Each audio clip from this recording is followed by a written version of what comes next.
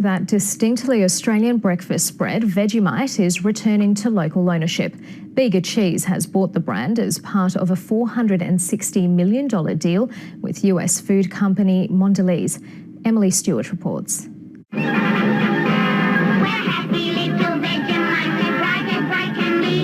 Vegemite is an Australian icon, but it hasn't been locally owned for decades. Now, Australian dairy company Bega Cheese is bringing the 90-year-old brand home. We know that what Australians love. We know they love their cheese. We know they love their Vegemite. We know that our job is to protect that. The yeast spread was invented in Melbourne in the early 1920s by the Fred Walker Company.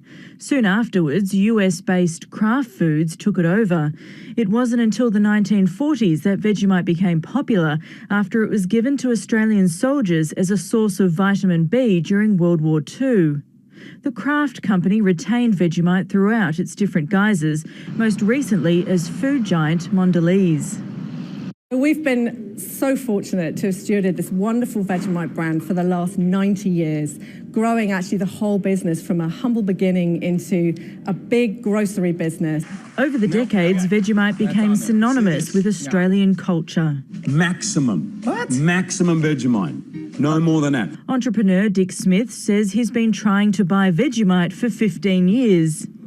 They wouldn't even answer me, so then I got some well-known businessmen to write to Kraft and see if they could buy it. They wouldn't even answer them. But says he's delighted it's back in Australian hands. It's the best thing I've heard in decades. He hopes now other beloved Australian brands like Arnott's and Aeroplane Jelly will also be bought back.